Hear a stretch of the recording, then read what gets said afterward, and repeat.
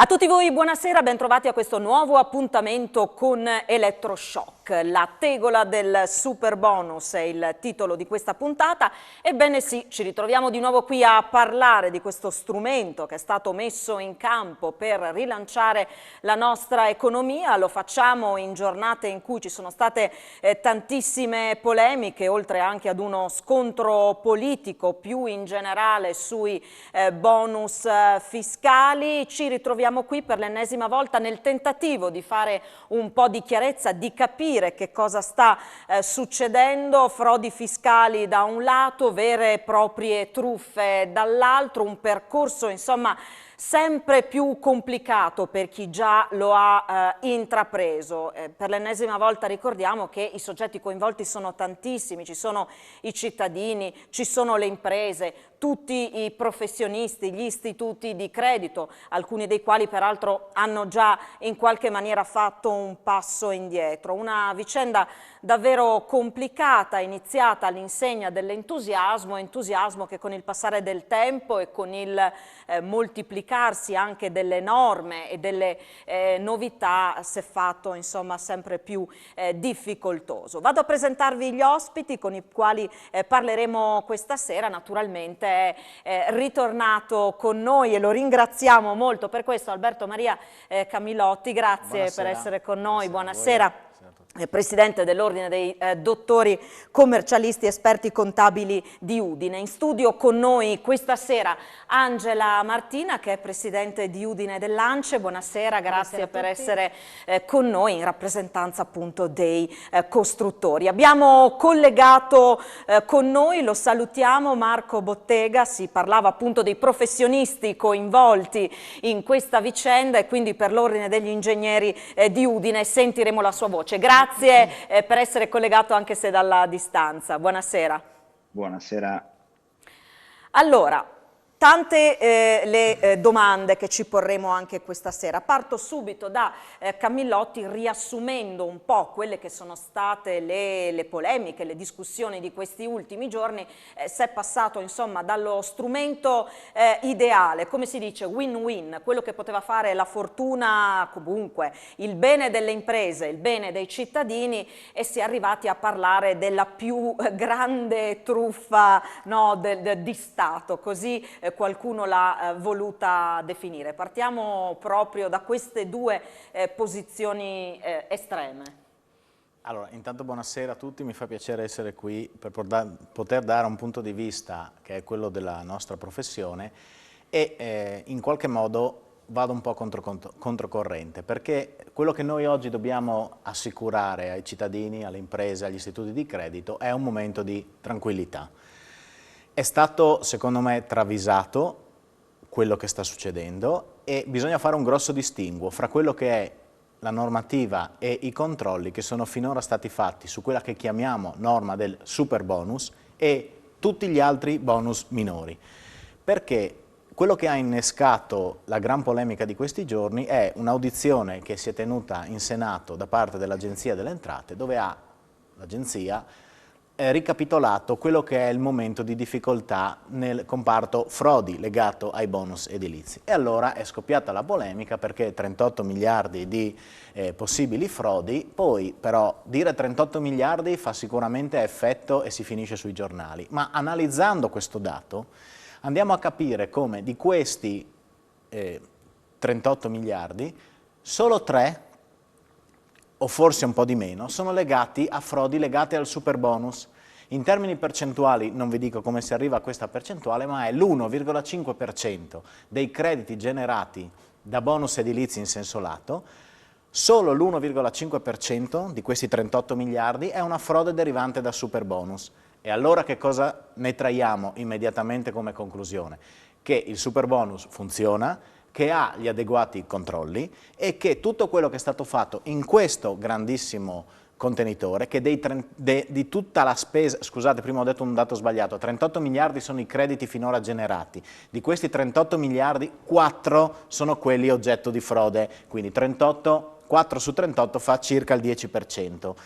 Di questi 4 miliardi di frode solo l'1,5 è imputabile al super bonus.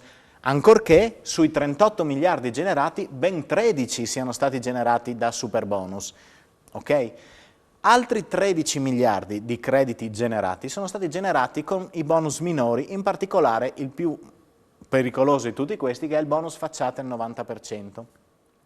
Sul bonus facciate al 90%, che ha generato 13 miliardi, al pari dei 13 miliardi del superbonus, si sono verificati il 46% delle frodi. Perché? Perché era uno strumento che, a fronte di una detrazione d'imposta molto alta, 90 contro 110, quindi quasi come il 110, di contro, fino al 12 novembre del 2021, permetteva di generare questi crediti, di cederli senza alcun controllo. Non c'era una richiesta, un'attestazione da parte del tecnico circa la congruità delle spese, né circa l'effettivo svolgimento di questi lavori, tantomeno era richiesto un visto di conformità da parte del professionista fiscale, quindi il commercialista, nel momento in cui questo credito veniva ceduto. Quindi è sbagliato dire il superbonus è la più grande frode di Stato. La più grande frode di Stato sono gli altri bonus che erano partiti ancora prima del superbonus e che sarebbe stato fin troppo facile pensare che nel momento in cui introduco il superbonus e introduco delle regole stringenti, adotto queste regole stringenti anche per gli altri bonus, cosa che è stata fatta dal 12 novembre in poi. Solo in una fase successiva, regole che appunto, insomma, Spero di aver fatto chiarezza su questo, perché non bisogna dire che il superbonus è una fregatura, non bisogna dire che non funziona. Funziona, ha i suoi paletti e chi arriva in fondo si trova ristrutturato casa, non gratis come è stato detto 2 anni fa, ma mettendo quello che serve perché si esce da un massimale, perché bisogna pagare un professionista, perché c'è tutto un contorno, ma questo contorno è quello che fa funzionare questa norma. Assolutamente. Vado da Angela Martina. Tutto quello che è accaduto da quando si è iniziato a parlare di superbonus ad oggi, tante novità che sono state introdotte anche a lavori in corso, diciamo così, hanno creato non poche difficoltà nei cantieri, con diversi stop and go, ci sono state delle paralisi, sicuramente ci sono stati momenti davvero di panico per tutti i soggetti coinvolti. Questo sicuramente non è stato d'aiuto. Ecco, come vivono le imprese, come stanno vivendo questa fase, questo momento? Allora, per quanto riguarda il superbonus è stato quello che poi ha dato la spinta però, no? Agli altri bonus, cioè, esistevano già, come è stato detto, erano utilizzati, però era tutto utilizzato dagli addetti ai lavori, passava un po' più in sordina, sicuramente meno pubblicizzato. Il superbonus, per vari motivi, ha dato una grossa spinta a questo tipo di attività, alle ristrutturazioni. I motivi sono essenzialmente l'aumento della percentuale, quindi 110, la riduzione dei tempi per il recupero fiscale che sono di 5 anni e poi sicuramente la cessione del credito che adesso sta causando tanto scalpore, perché inizialmente era prevista una sola cessione e non era prevista la possibilità di cedere agli istituti bancari e questo è stata un po' la chiave di volta. Quello che è sempre stato lamentato fin dall'inizio erano i tempi brevi, no? L'incertezza dei tempi, quindi gli interventi più strutturali, io penso al sisma bonus acquisti che prevede anche demolizione con ricostruzione, quindi sono attività che richiedono tempi lunghi di esecuzione e anche tempi lunghi per ottenere il permesso di costruire, la progettazione e via dicendo. Quindi questo ha un po' frenato all'inizio anche le imprese edili nel buttarsi sul superbonus. Poi man mano anche poi per i condomini, i tempi sono lunghi per l'assemblea di condominio. Comunque il sistema è partito, fiducioso nelle proroghe, all'inizio ci sono state, poi c'è stato questo rallentamento. Quello che ha paralizzato un attimo il sistema è stato proprio l'articolo 28 del Sostegni Ter che ha detto basta cessioni, una cessione e basta. Subito dopo Cassa Depositi e Prestiti, Poste eccetera hanno fermato, congelato l'acquisto del credito. Di conseguenza il sistema si è un po' bloccato, le banche più piccole non si sono sentite in grado di continuare, hanno preso tempo e quindi l'impresa, cioè se il credito non può essere ceduto, l'impresa rischia di non essere capiente per acquistarlo al cliente finale, il quale è difficilmente capiente. Detto questo, tutto questo ha creato effettivamente delle difficoltà nelle imprese, delle difficoltà di programmazione e anche di portare avanti, delle preoccupazioni di portare avanti gli impegni già presi con i clienti. È questa la situazione che si è venuta a creare. Sentiamo Marco Bottega per capire anche se ci sono ulteriori novità, perché poi gli aggiornamenti sono continui, ci sono un sacco di carte da leggere, di norme da andarsi a studiare bene, soprattutto per chi poi ha delle responsabilità, no, nel cantiere. Com'è la situazione? Ma allora la situazione diciamo che è abbastanza paradossale, nel senso che ci troviamo nel mezzo di una polemica dovuta sicuramente a dei comportamenti fraudolenti, però che sono agganciati a un bonus fiscale estremamente specifico, che è quello del bonus facciate, che sostanzialmente era anche l'unico bonus in cui la gran parte dei controlli che sono presenti sul super bonus e sugli altri bonus fiscali non erano presenti. Diciamo che il bonus facciate era un po' la versione light degli altri bonus, visto che offriva il 90% di, diciamo così, incentivo fiscale sull'intervento effettuato e non aveva di fatto alcuna forma di controllo. E purtroppo l'effetto valanga di questi annunci ha prodotto sostanzialmente due cose. Uno, una reazione un po' scomposta per quello che riguardava il discorso della cessione di crediti, quindi di fatto un blocco del mercato. Oggi assistiamo, come diceva Angela, a un blocco praticamente totale dell'acquisto dei crediti da parte delle banche più piccole, di Cassa Depositi e Prestiti e delle poste. Quindi di fatto abbiamo una serie di imprese che sono abbastanza in difficoltà perché si trovano in un vicolo cieco rispetto a un piano finanziario già fatto. E l'altra cosa paradossale è che c'è stato un ennesimo cambio di normativa che mette in difficoltà chi come noi, come professionisti, deve in qualche modo garantire la famosa congruità dei prezzi. Cioè vuol dire che noi ci troviamo che con il nuovo decreto dobbiamo giustificare una seconda volta, con un metodo diverso rispetto al precedente, i prezzi di intervento.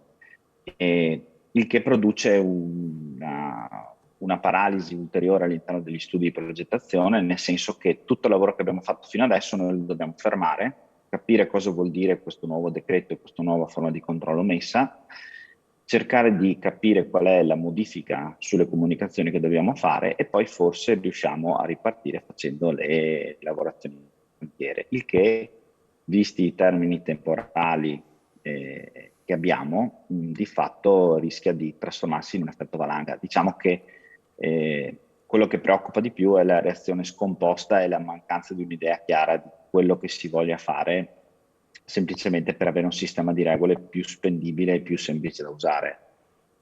Questa è l'impressione che si ha da dentro, insomma.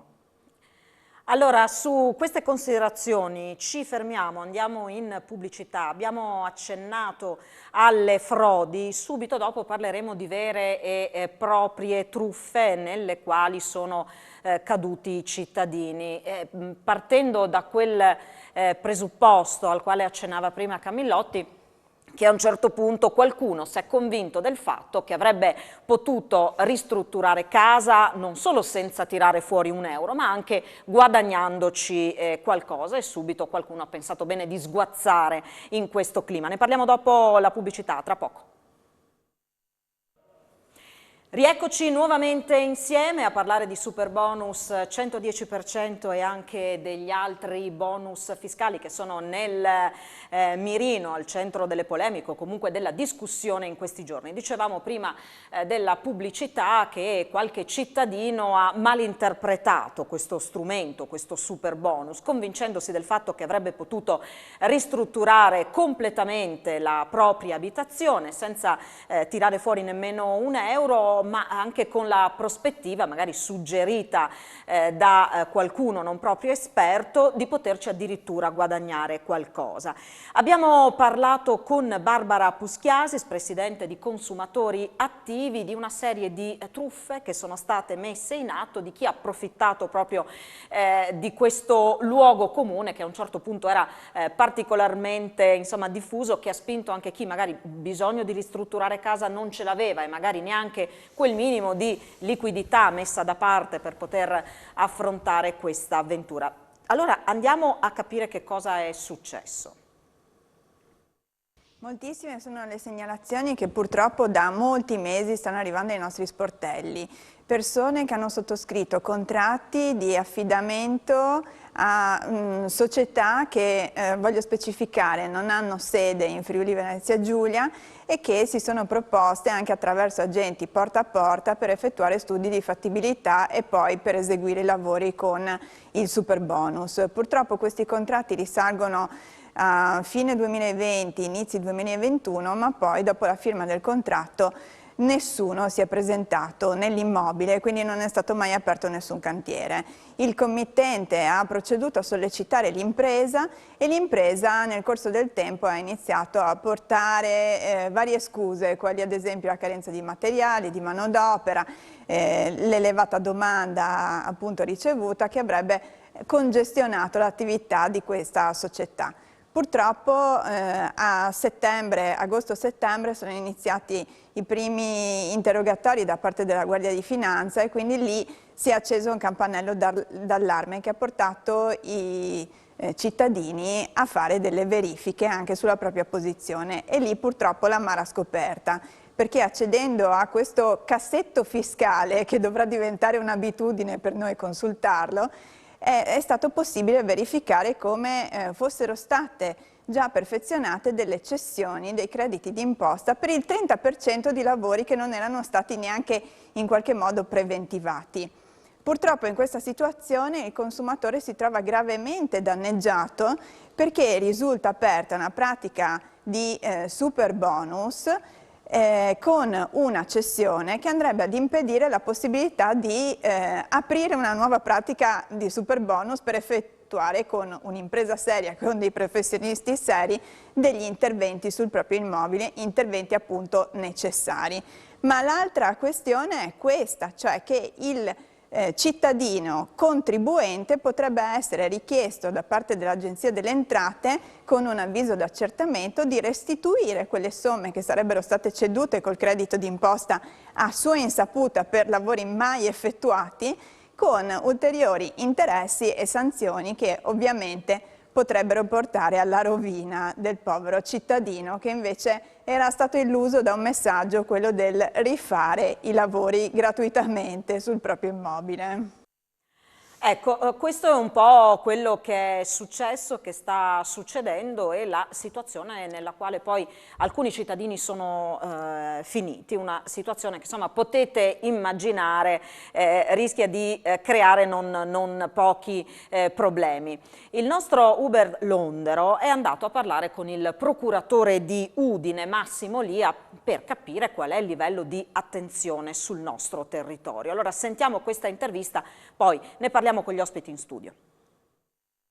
La stiamo monitorando attentamente, in particolare con gli organi di polizia giudiziaria, con la Guardia di Finanza, perché evidentemente tutti questi benefici che lo Stato ha erogato e prevede di erogare per rilanciare l'economia dopo lo shock della pandemia, come sempre avviene, lasciano anche spazio a frodi e quindi bisogna essere molto attenti nei controlli e io ho sollecitato gli organi preposti a esercitare la massima attenzione affinché tutte queste risorse vengano utilizzate nelle forme lecite e non diano luogo a fenomeni truffaldini come purtroppo in altre zone d'Italia già si è potuto toccare con mano in diverse inchieste. L'importante è che chiunque venga, abbia sentore di questo tipo di attività illecite lo segnali agli organi preposti alla repressione di questo fenomeno.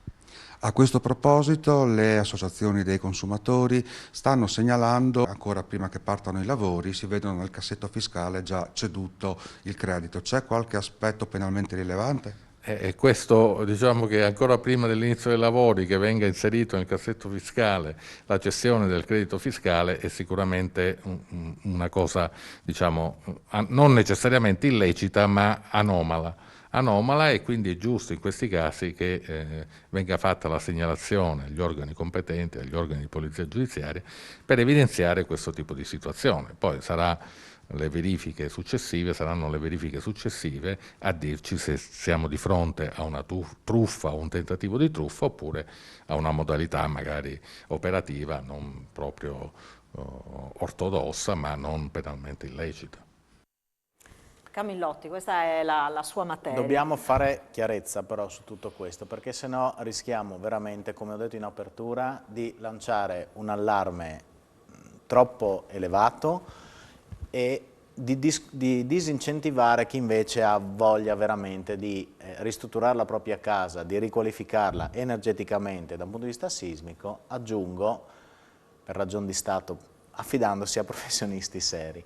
E qui mi sia consentito spezzare una lancia a favore di chi opera in modo serio sul territorio, è conosciuto, affidabile, serio, deontologicamente corretto. Spieghiamo che cosa è accaduto in quello che l'avvocato Puschiasi ci ha raccontato, perché lei ci ha raccontato una sacrosanta verità, ossia che qualche contribuente ha avuto questa amara sorpresa, ma a monte di questa amara sorpresa, quello stesso contribuente ha firmato in bianco delle deleghe omnicomprensive affidando a professionisti non conosciuti l'intero iter procedurale. Quindi gli ha detto: fai di me quello che vuoi, ti autorizzo a fare A, B, C, D, che significa ti autorizzo, caro ingegnere, a presentare per mio conto all'Enea lo stato di avanzamento lavori quando vedrai le carte. Ti autorizzo, caro commercialista che non conosco, a fare per me la comunicazione all'Agenzia delle Entrate circa la cessione di questo credito. Ti autorizzo, cara impresa, a firmare un contratto di appalto con colui che mi deve sostituire gli infissi, colui che mi deve rifare la caldaia.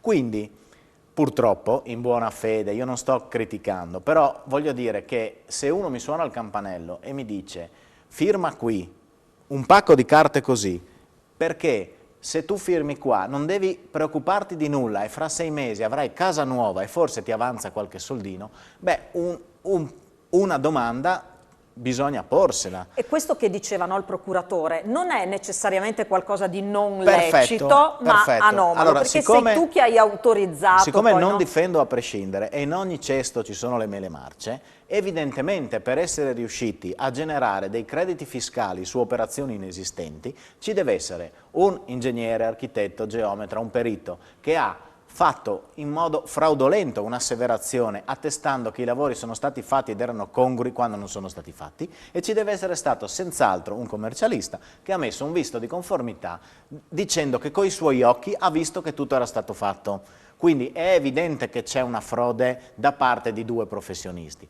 però questi 2 professionisti sono stati incaricati da persone inconsapevoli. Evidentemente questi professionisti saranno nullatenenti, sconosciuti, abiteranno dall'altra parte dell'Italia, a nord, a sud, a est o a ovest rispetto a dove la truffa viene perpetrata, perché ricordiamo che a Udine qualcuno avrà dato l'incarico a un professionista di Palermo e a Reggio Calabria qualcuno avrà dato un incarico a un commercialista della Val d'Aosta, per dire, cioè fuori completamente dal proprio territorio, non sto facendo differenze fra nord e sud, sarà successo all'opposto in Calabria, affidando qualcosa a qualcuno sul lago di Como che neanche lo conosceva, ok?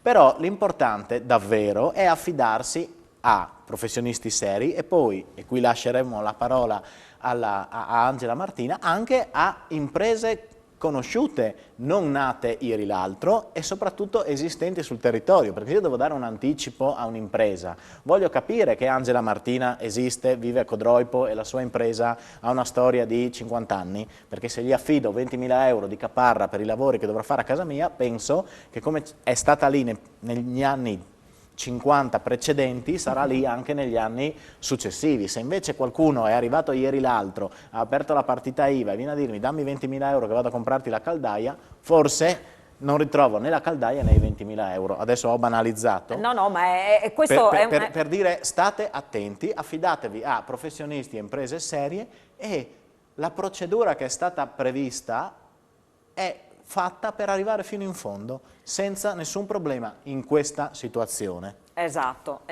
come con le distinzioni che si facevano prima. Allora vado proprio da Angela Martina, perché quello che è successo attorno al super bonus è stato anche questo, c'è stata una fioritura improvvisa di imprese in questo settore che appunto si proponevano, c'è stato davvero, come si diceva prima, una sorta di porta a porta di professionisti mai visti, di imprese mai sentite prima che si proponevano per fare questi lavori. Questo insomma è successo. Ma perché fondamentalmente questa attenzione al super bonus, il 110%, fai i lavori gratis, anzi ti resta qualcosa, ha spostato l'attenzione non sul lavoro, cioè no, devo ristrutturare casa e devo ristrutturare casa, poi il resto viene da sé, ma sul vantaggio. Di conseguenza, alla ricerca di qualcuno che potesse far pagare zero, proprio l'attenzione è stata spostata su quello, perché normalmente chiunque, anche se deve spendere 100 euro, chiede no, il preventivo, magari ne chiede 2, magari ne chiede 3. In questo caso l'illusione della spesa zero, anzi... Tanto non pago io. Esatto, non ha fatto ricordare, ho posto l'attenzione sul fatto che ci sono dei lavori, ma ci sono dei lavori che non solo vanno fatti, devono anche durare nel tempo. E quindi questo ha creato effettivamente questi problemi che abbiamo sentito, che ci si augura che siano meno di quelli che i numeri stanno dicendo. Effettivamente abbiamo visto nel secondo semestre del 2021 sono nate in Italia oltre 11.500 imprese e vabbè, il settore si è ripreso, quindi una certa, ci si può aspettare, no? La nascita di nuove imprese. Quello che un po' spaventa è che molte di queste imprese hanno 0 dipendenti e solo il 39% di queste imprese ha amministratori che hanno esperienza nel settore. Allora effettivamente questo preoccupa le imprese del settore prima di tutte, perché si rischia una concorrenza sleale, va bene, ma non solo, che ci siano maggiori rischi o truffe, oppure lavori che anche vengono fatti, ma poi sono fatti per durare, sono fatti per fare quello che devono fare, per avere l'incentivo. Questo sistema effettivamente sta preoccupando anche le imprese del settore, anzi soprattutto le imprese del settore, quelle più strutturate. E aggiungo una cosa, c'è anche il problema della sicurezza in cantiere, no? Spesso l'edilizia viene sempre messa sotto la lente di ingrandimento per quanto riguarda gli incidenti in cantiere, che però nella maggior parte avvengono all'interno di imprese non strutturate. Non voglio dire che le imprese non strutturate non abbiano, per carità, purtroppo capita, e i cantieri sono in continuo movimento, quindi il controllo è anche più difficile, però facciamo attenzione che le imprese più strutturate hanno personale che è formato, cioè sono tenute ad avere una procedura molto rigida e chi non ha dipendenti può bypassare anche questo. Una delle proposte che anche ANCE sta facendo in questo periodo è, così come negli appalti pubblici, per avere un appalto e portarlo a termine, ma anche per l'aggiudicazione per la sola partecipazione alla gara d'appalto, è necessario dimostrare di avere una adeguata struttura e un'esperienza nel settore attraverso l'attestazione SOA per i lavori superiori ai 150.000 euro, per quelli più bassi comunque una dichiarazione che lo dimostri. In questo caso si parla comunque di contributi pubblici, perché non pensare comunque a una sorta di qualificazione delle imprese, che sia l'attestazione SOA o altro, o comunque a un'attenzione nei confronti delle imprese che dovranno fare i lavori. Torno da Marco Bottega per riprendere questo discorso e fare anche un passo più in là. Da quando abbiamo cominciato a parlare di super bonus abbiamo parlato anche della tanta burocrazia, insomma, che c'è dietro. Alla fine dei conti però, andando a vedere anche i dati relativi alle frodi fiscali, scopriamo che questa burocrazia di fatto ha messo al riparo da situazioni invece che si sono verificate per altri tipi di bonus fiscali. Come diceva prima Camillotti, c'è una procedura che insomma è sicuramente complicata, lo è sicuramente per i cittadini che non sono avvezzi a trattare certe materie, che però traccia un percorso che ha determinate garanzie. Ma allora la differenza principale che abbiamo riscontrato su quelle che sono le frodi e le criticità sui vari bonus sono sostanzialmente queste. Nel caso in cui ci sia da parte di un professionista la necessità di asseverare qualcosa e di garantirlo dal punto di vista delle responsabilità penali e patrimoniali in maniera personale, cosa prevista per tutto quello che è superbonus, le frodi di fatto sono praticamente inesistenti, no? Nel senso che, io faccio questo esempio che per ritornare al discorso di prima, nel superbonus non erano coinvolte nessuna forma di professionisti, pochissimo. Nel superbonus sono coinvolti un professionista tecnico e un professionista commercialista che in qualche modo devono rispondere in maniera personale e patrimoniale di eventuali danni che causano. Qualche giorno fa c'è stata un'audizione alla Camera in cui sono stati presentati, diciamo così, i dati relativi a questa parte di frodi, e quello che si vede è che dove la macchina pubblica sostanzialmente si è avvalsa di professionisti e li ha coinvolti nel procedimento di controllo e magari ha messo un controllo in due fasi, una fase tecnica e una fase, diciamo, amministrativa legata alla cessione del credito, le frodi sono sostanzialmente zero, perché nessuno rischia in prima persona sapendo che questo rischio lo porta con sé di fatto per tutta la sua carriera e ne risponde in prima persona, non può nascondersi dietro nessun soggetto giuridico.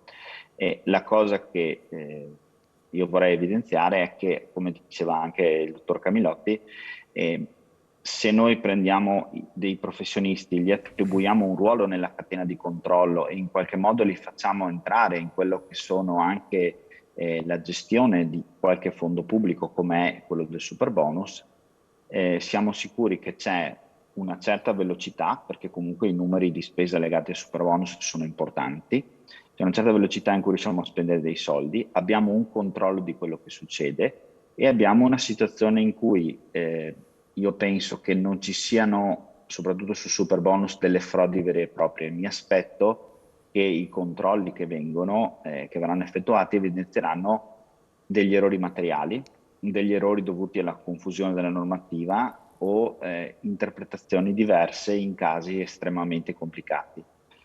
Quindi direi che la chiave di volta, secondo me, è far funzionare i controlli eventualmente esterni alla macchina pubblica basandosi su quelle che sono delle responsabilità di professionisti conosciuti, formati e in qualche modo che rispondono patrimonialmente di questo. Da professionista l'unica cosa che chiederei è quella che le regole non mi cambino una volta ogni mese, cioè io sono disposto a asseverare alcune cose e a farmi carico di una parte della responsabilità nell'ottica di far funzionare delle misure emergenziali come quella del superbonus. Quello che chiederei alla macchina pubblica è almeno di avere una certezza della norma, non di avere una stratificazione della norma assolutamente folle, peraltro generata in una maniera completamente diversa da quella che è la mentalità del professionista tecnico, il quale si aspetta, banalizzo molto, una tabellina di cose da fare e le svolge in base a quello che è la procedura pensata. Invece noi ci troviamo, soprattutto su questo superbonus, su queste asseverazioni, una norma che ogni mese vede un'aggiunta, un cambiamento, una circolare, un'interpretazione e non riusciamo mai ad avere un quadro chiaro, con un effetto confusione nel settore che è molto elevato. Questa secondo me è la chiave di volta. Se dobbiamo come macchina pubblica e come paese fare delle misure di questo tipo, forse il superbonus ci insegna che i professionisti, quando rispondono personalmente, sono la chiave di volta per limitare molto le eventuali frodi che ci sono all'interno del sistema. Grazie per queste considerazioni, grazie per questo contributo a Marco Bottega che ci ha dato un ulteriore spunto di riflessione. Noi ci fermiamo ancora per la pubblicità, tra poco.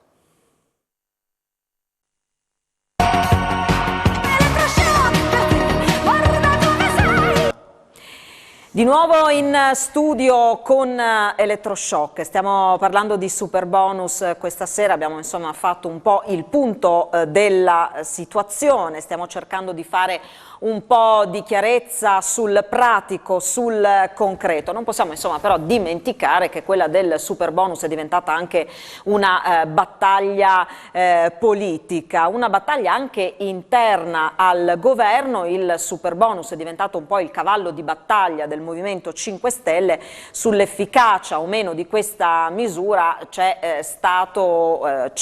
un conflitto interno al governo tra i pentastellati e la Lega. Ne abbiamo parlato con Luca Sut, che è capogruppo del Movimento 5 Stelle in 10ª Commissione Attività Produttive alla Camera. Sentiamo cosa ci ha detto.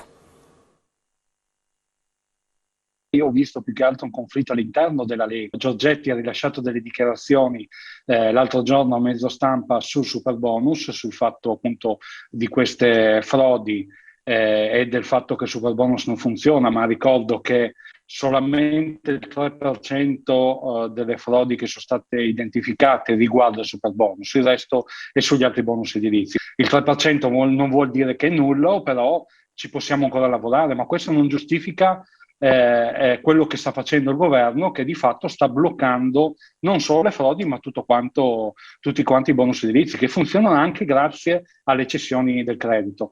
Una delle principali accuse che viene mossa contro il superbonus è il fatto che ha finito con il drogare il mercato. Non è assolutamente vero, l'unica cosa che possiamo dire è che dovendo mettere dei limiti, quindi questi limiti chiaramente sono brevi, noi avremmo voluto estenderlo molto di più, ma non ci è stata data la possibilità di farlo, e se si raggiunge appunto il 30% si può finire entro 31/12/2022. Prolungando più i tempi, dando più tempo ai cittadini di poter utilizzare la norma, diamo più tempo alle imprese per poter organizzare, si va anche a limitare poi a dover rincorrere anche l'ordine dei materiali, quindi non possiamo dire che sia il superbonus a portare questi problemi, perché l'aumento dei prezzi c'è in tutta Europa e il superbonus c'è solo in Italia.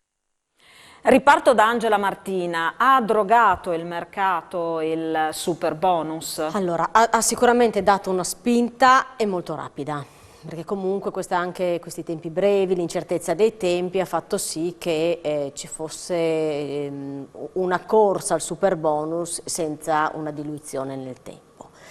Diciamo che l'edilizia, che era in crisi da 10 anni, dal 2008 si parla della crisi dell'edilizia, si è ripresa a partire dal 2017-2018 i primi segnali, quindi è anche fisiologico, no? Una ripresa era fisiologicamente attesa. E sicuramente le spinte principali sono state PNRR e superbonus, e è stata data una spinta, ma erano anche molti anni in cui il settore comunque non era un settore che riceveva grossi aiuti, c'erano i bonus precedenti ma insomma con delle modalità diverse, quindi ha dato una mano al settore e sicuramente la spinta appunto in così poco tempo l'ha un po' inebriato, ecco.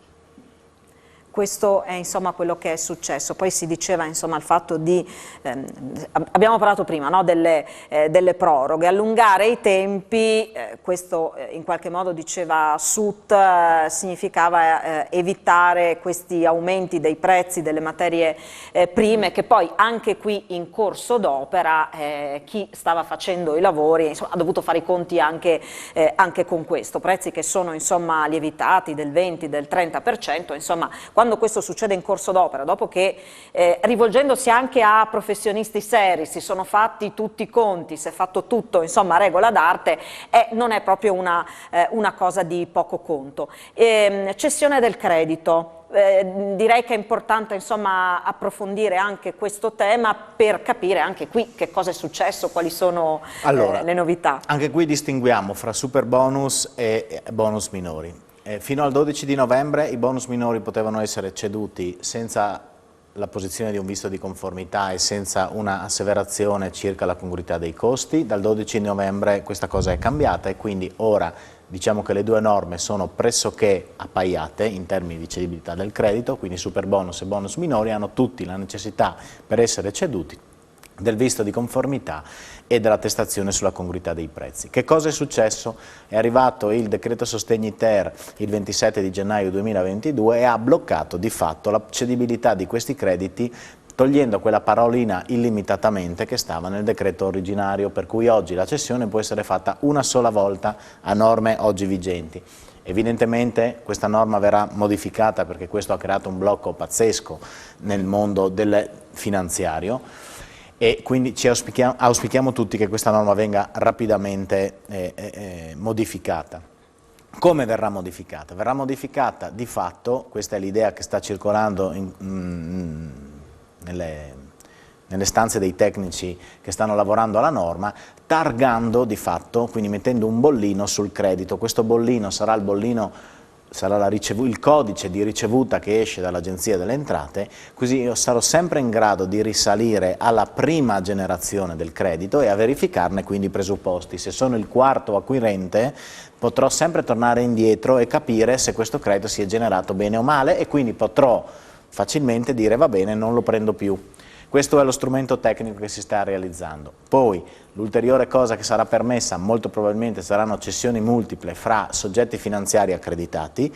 Questo perché? Perché il soggetto finanziario accreditato, quindi penso a banche fondamentalmente o assicurazioni, sono soggetti che hanno una disciplina rigorosa in termini di antiriciclaggio, perché la norma più importante da tutelare è proprio questa, perché qui si fa facile a generare o a ripulire denaro sporco. Ricordiamo a tutti che per le cessioni che vengono perfezionate entro oggi, sembra che abbiate fatto la trasmissione a caso, ma quelle che vengono spedite entro stasera all'Agenzia delle Entrate godranno ancora del beneficio della illimitata trasferibilità. Questa norma siccome il periodo transitorio è stato gestito dicendo fino al 7 di febbraio, poi ulteriore provvedimento dell'Agenzia delle Entrate che ha esteso di 10 giorni, quindi dal 7 di febbraio al 16 di febbraio, quindi chiunque farà una cessione entro stasera, quel credito potrà poi essere illimitatamente speso e rigirato. Chi cederà da domani mattina in realtà avrà un periodo fino a quando non avremo una nuova versione del Sostegni-ter e capiremo che cosa sarà fatto per i crediti ceduti da domani mattina fino al giorno in cui interverrà questa norma che dirà di nuovo ricedibili. Però questo è quello che è successo fondamentalmente. E che cosa è successo? Che tutti i soggetti finanziari con minori capacità di spendere questi crediti in futuro hanno detto, beh, se io posso prendermeli e dopo non posso più rigirarli, devo fare i conti con la mia proiezione di utilizzo, perché ricordiamo che chi compra il credito poi ha l'identico modalità di utilizzo che avrebbe avuto il contribuente nella propria dichiarazione dei redditi, per cui se io compro un bonus, un credito nato da super bonus, posso spenderlo nell'arco temporale di 5 anni a scomputo delle imposte che io pagherò per la mia attività imprenditoriale. Allora è ovvio che se una banca grande come Banca Intesa o con Unicredit che ogni mese paga fior di stipendi e per cui ogni mese ha contributi da pagare, avrà un plafond elevato per poter compensare questo credito. Ma se la piccola BCC del paese che ha dipendenti limitati, che ha imposte limitate, non potendo più ricedere, deve fare i conti col proprio orizzonte temporale di debito fiscale nei prossimi 5 anni. E da qui nasce l'immediato blocco che è stato operato soprattutto dai soggetti più piccoli, perché appunto hanno in quel momento valutato che l'orizzonte temporale dei prossimi 5 anni non sarebbe stato sufficiente. Insomma, ognuno ha fatto un po' i conti con la propria capienza, cittadino, impresa, banca che sia, e insomma più di qualcuno ha tirato il freno a mano sostanzialmente. Assolutamente sì. Questo è quello che è successo. Allora, abbiamo parlato insomma un po' delle misure e anche accennato quelli che potrebbero essere insomma possibili sviluppi anche in tempi brevi. Questo ovviamente si augurano tutti, mi pare che sia comunque un messaggio di fiducia positivo, insomma ci attendiamo che... Assolutamente, ecco. ma è stato ribadito più volte, ormai si legge sulla stampa, è chiaro che il blocco così fatto non poteva tenere, avrebbe fatto crollare tutte le operazioni in corso, avrebbe fatto di fatto arrestato la norma nonostante una proroga sulla carta che però sarebbe stata impossibile da realizzare. Di questo si sono accorti, il decreto è in via di conversione, anzi quello che ci auspichiamo da operatori del sistema è che il decreto Sostegni-ter, che è quello che ha bloccato la gestione dei crediti, è stato emanato il 27 di gennaio. Un decreto legge ha 60 giorni per essere convertito con modifiche, si arriverebbe al 27 di marzo, che è un orizzonte temporale troppo lungo per la programmazione di chi oggi deve decidere di lavorare. Quindi, come è già stato detto, e molto probabilmente bisognerà trovare un veicolo legislativo che passa per Camera e Senato e inserire in quel provvedimento legislativo, ancorché centri come i cavoli a merenda con il super bonus, per inserire un comma che vada a modificare quella norma che è stata fatta prima, perché le imprese, i professionisti, ma i cittadini tutti hanno bisogno, come ha ricordato benissimo l'ingegner Bottega prima, di certezze e di poter operare con delle regole che non cambino ogni 15 giorni. E questo è stato un altro grandissimo problema che è pesato sulle spalle di tutti i professionisti. Se qualcuno ma poi ha anche voglia di lavorare, di fare un gioco, prenda il decreto legge del maggio del 2020, quando il super bonus è nato. Noi eravamo qui la sera stessa a commentarlo. Prenda quel testo di legge del maggio del 2020 e legga l'attuale testo di legge del super bonus. Vede due norme completamente diverse. E in mezzo, insomma, c'è stato il sudore e anche il panico, diciamolo, di tutti quelli che sono saliti a bordo del super bonus. Allora, facciamo un attimino un passo indietro. Abbiamo detto, alla fine, tra i due estremi, che era quello dell'ottimismo legato a questo strumento, e siamo passati poi alla truffa del secolo, insomma, alla truffa di Stato, abbiamo detto, è uno strumento che funziona, rispetto al quale è stato previsto un percorso, anche in termini di burocrazia, che per il super bonus si è dimostrato efficace. Insomma, non buttiamo via tutto, facciamo in maniera tale che quel, possiamo definirlo fisiologico, 3% di frodi possa essere ulteriormente ritoccato. Insomma, come valutiamo le misure messe in campo per far sì che questo avvenga? Sentiamo intanto che cosa ci ha detto Barbara Puschiasi di Consumatori Attivi a tal proposito. Attualmente siamo in una paralisi del sistema, perché il decreto Sostegni-ter ha bloccato le cessioni oltre la prima, quindi ad oggi è possibile solo cedere da parte del cittadino committente il credito d'imposta all'impresa attraverso lo sconto in fattura oppure alla banca per poter ottenere liquidità per i lavori. Sia le banche che le imprese a questo punto si trovano con una miriade di crediti che non riescono a utilizzare, quindi non riescono a rendere liquidi, e in questo modo ad esempio le aziende non riescono a pagare i fornitori, le materie prime, quindi, e non riescono a pagare neanche la manodopera. Quindi questa situazione deve essere assolutamente sbloccata, ma non nei tempi di conversione che sono di 60 giorni del decreto Sostegni-ter, ma ben prima con un altro provvedimento. Si sta parlando di mettere un bollino sul credito che viene ceduto al fine di renderlo tracciabile e di utilizzare quindi dei soggetti che siano controllati e certificati. Noi riteniamo che a questo debba essere aggiunta un'altra misura, cioè quella del controllo in cantiere, un controllo effettivo da parte di un soggetto pubblico, e noi l'abbiamo visto nei casi che abbiamo registrato come in realtà siano state prodotte certificazioni da parte di professionisti su fatture per lavori mai effettuati in cantiere e senza che il committente avesse notifica di queste certificazioni. Allora, qui abbiamo una conferma di due passaggi, la conversione del decreto, poi il tema del bollino che avevamo già affrontato. Sui controlli in cantiere chiedo a Angela Martina, cioè è pensabile? In teoria tutto è utile e pensabile, però nella pratica non penso neanche ci siano i numeri per il pubblico per riuscire a controllare i cantieri. E diciamo che se c'è un iter in cui ci sono dei professionisti che devono asseverare i vari passaggi, mi sembra già un iter sufficientemente virtuoso per evitare di appesantirlo ulteriormente con ulteriori controlli. Non penso che sia percorribile, non penso che sia percorribile appunto per i numeri, e anche rischia di rallentare il sistema. Il super bonus, come è stato detto, ha comunque una serie di paletti e un iter procedurale così definito, con delle incertezze perché man mano ci sono delle novità, però definito, per cui mi sembra già abbastanza strutturato. Allora, ci fermiamo per la pubblicità, poi abbiamo ancora qualche minuto da trascorrere insieme, magari insomma tiriamo un po' le somme di quello che abbiamo detto fin qui, con anche qualche altra considerazione. A tra poco.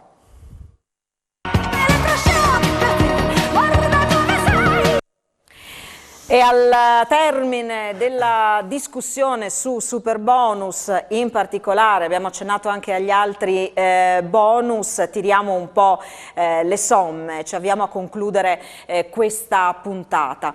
Allora, partirei intanto da Luca Sut, l'abbiamo appunto già sentito, il deputato parlamentare del Movimento 5 Stelle, al quale insomma abbiamo anche in qualche maniera chiesto di lanciare un messaggio a tutte le persone che in questo momento stanno affrontando l'avventura Superbonus, cittadini, imprese, professionisti che siano, e poi da qui cominciamo insomma a tirare le somme. In queste settimane io ho ascoltato veramente tante imprese, associazioni, non solo della nostra regione, ma di tutta Italia. Quello che è mancato da quando c'è il governo Draghi è stato proprio questo ascolto, e anche nell'ultima legge di bilancio per il 2022 avevamo chiesto fin dall'inizio di poter avere un confronto col governo su queste decisioni, come migliorare la misura. Questa cosa però non è più avvenuta, non ultima nella legge di bilancio, che è stata introdotta quel blocco introducendo il limite ISEE per poter accedere al superbonus per le unifamiliari, e non ultima col decreto Sostegni-ter, che di fatto, come dicevo prima, blocca le cessioni successive alla prima e di fatto blocca l'utilizzo di tutti i bonus. I dati sono ufficiali, quelli che sono stati rappresentati più volte da tutti gli istituti anche di ricerca, che porta un beneficio allo Stato che non ci va assolutamente in perdita. Primis, perché ricordiamo che poi il credito d'imposta viene recuperato in 5 anni, ma subito entra l'IVA. Allora, prenderei lo spunto dell'ascolto. C'è stato sufficiente ascolto dei professionisti, comunque di tutte le categorie coinvolte in questo percorso? Beh, vado io?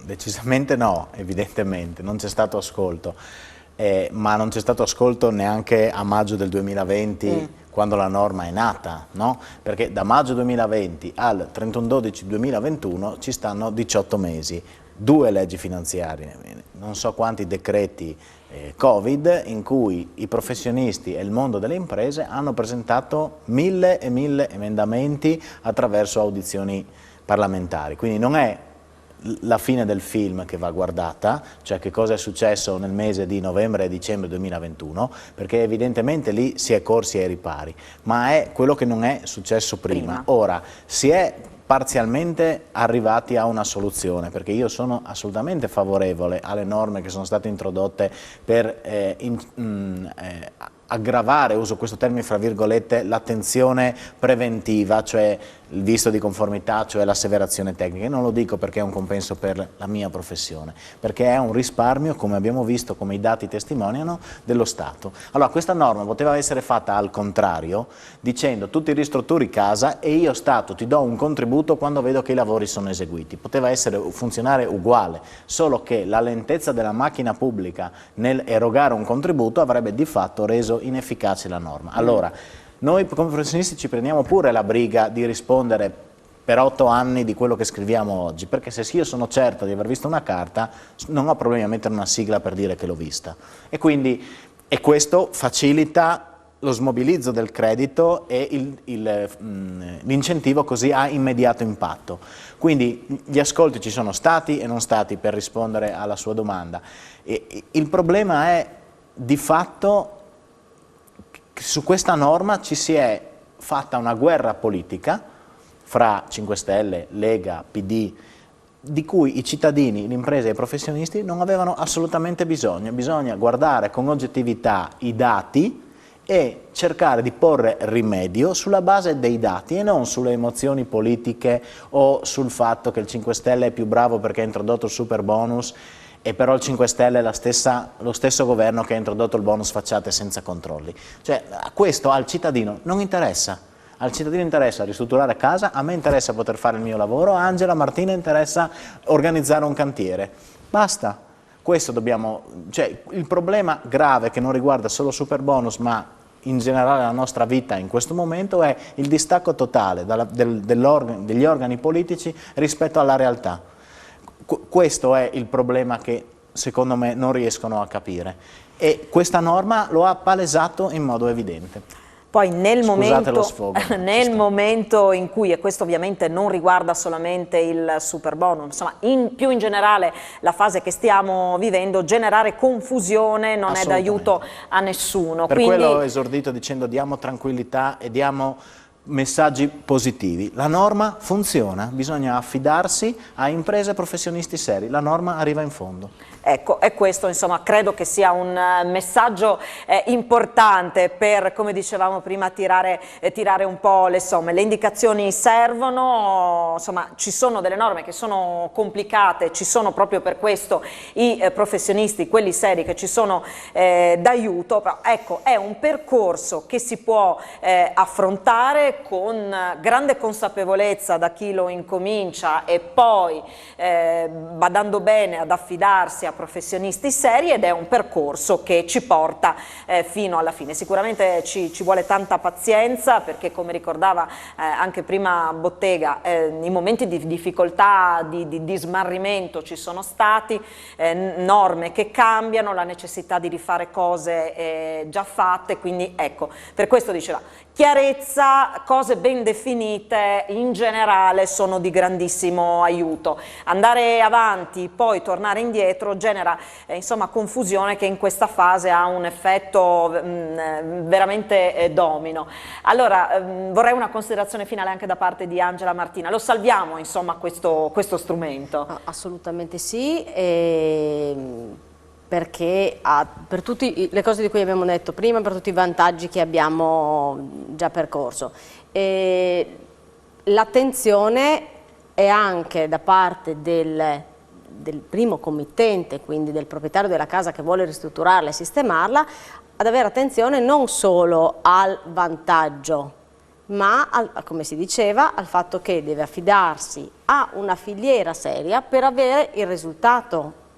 Il risultato è la casa ristrutturata e che duri quanto deve durare, quindi non guardare solo all'incentivo fiscale, perché quello deve essere un aiuto, non deve essere l'obiettivo. Non deve essere quello il motivo per fare la ristrutturazione.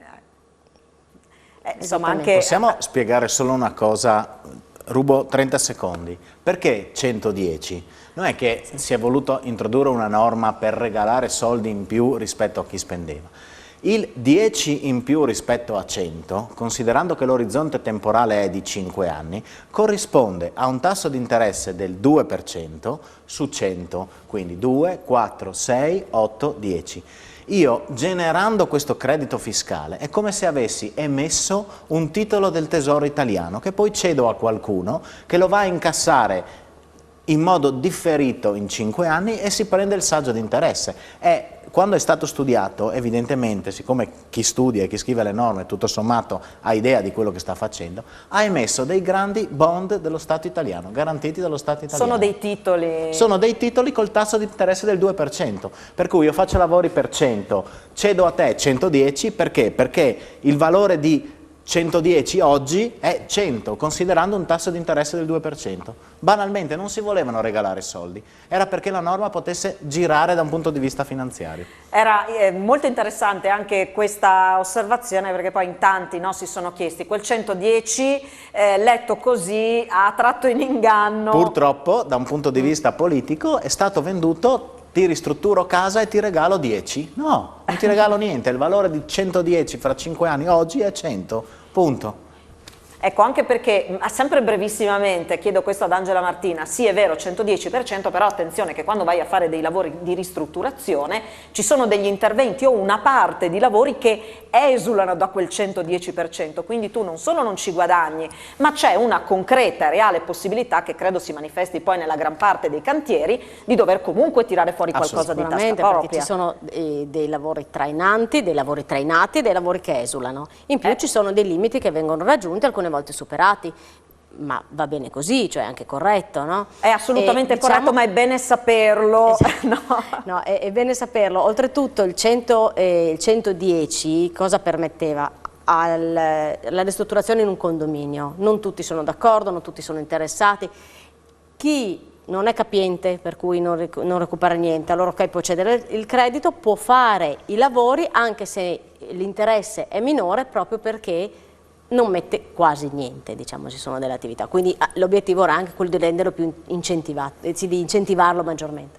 Insomma, in studio abbiamo salvato il super bonus con tutte le considerazioni del caso. Io ringrazio molto i nostri ospiti per essere stati con noi. Temo che non sarà questo l'ultimo capitolo della vicenda. Penso anch'io. Ci saranno ulteriori aggiornamenti. Per concludere, no, il nostro ragionamento, sentiamo anche le parole di Barbara Puschiasis, che anche lei salva questo strumento, e sulle parole di Barbara Puschiasis noi ci salutiamo e ci diamo appuntamento per la prossima settimana. Arrivederci, grazie. I riflettori sono puntati sul super bonus perché è quello che ha permesso di andare a rivelare purtroppo questi meccanismi perversi. In realtà i bonus edilizi hanno un grande pregio, che è quello di sia permettere il recupero del nostro patrimonio edilizio, sia di sostenere un settore che è centrale per l'economia del nostro Paese. Quindi il giudizio che noi diamo è quello positivo, cioè manteniamo questi strumenti perché sono strumenti anche di sostegno per la popolazione. Per quanto riguarda il super bonus, noi continuiamo a dirlo da tantissimo tempo, riteniamo che sia una misura che debba essere strutturale, quindi debba essere mantenuta nel tempo per dare stabilità al nostro sistema.